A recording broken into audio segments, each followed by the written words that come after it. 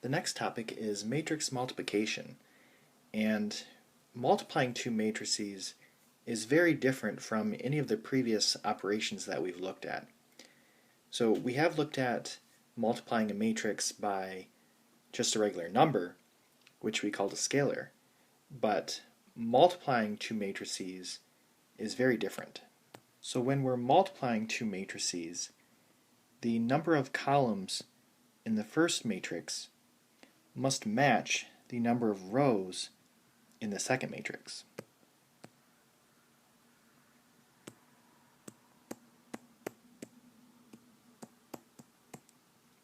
If they don't match, we can't even multiply the two matrices. And then the number of rows in the first matrix and the number of columns in the second matrix,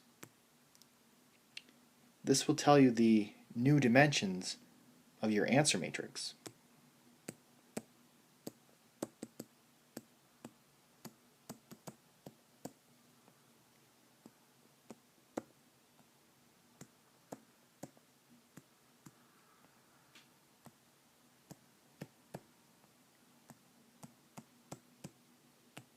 So the inner dimensions must match, and the outer dimensions tell you the size of your answer matrix. So there's some properties with matrix multiplication. Matrix multiplication is not commutative.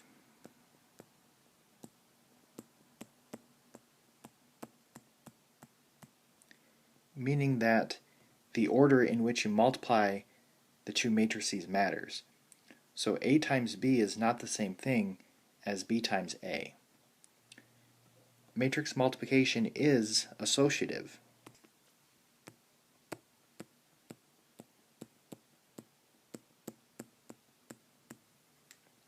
So you can shift the parentheses.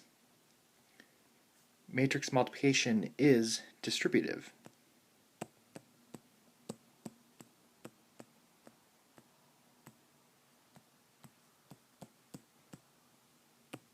So I can distribute A across these parentheses. On question 9, we are multiplying the two matrices by hand. And before we can even do that, we need to make sure that we can actually multiply these two. So the first matrix is a 2 by 3 matrix, and the second matrix is a 3 by 2 matrix. So my inner dimensions, these do match, which means yes, we can multiply these two matrices. And then the outer dimensions, these will tell us the size of our answer matrix. So our answer is going to be a 2 by 2 matrix. Now matrix multiplication is row times column multiplication, meaning I need to take row 1 of my first matrix and multiply it by column 1 of my second matrix.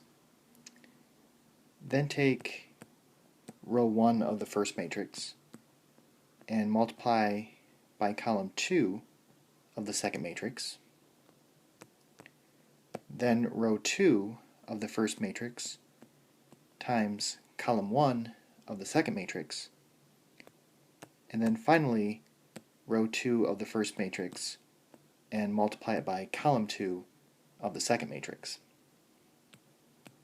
So what that means is I'm taking this row, row 1, and multiplying it by this column, or column 1.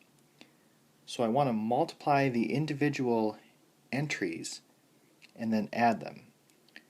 So I'm taking 2 times 5 plus 1 times 3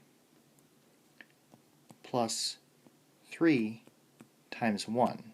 So it's almost like you're taking row 1, rotating it 90 degrees, and then laying it on top of column 1, and then multiply those entries, and then add them up to be 16.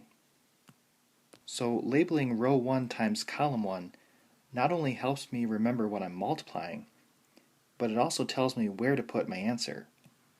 So in row 1, column 1 of my answer matrix, I'm going to put the 16. Next is row 1 times column 2. So that is going to be 2 times 1 plus 1 times negative 2 plus 3 times 4. And that is equal to 12. So in row 1, column 2 of my answer matrix, I'm going to put 12. Next is row 2 times column 1.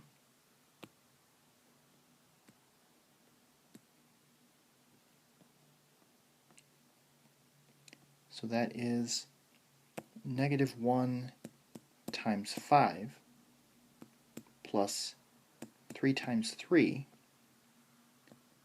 plus 4 times 1, which is equal to 8.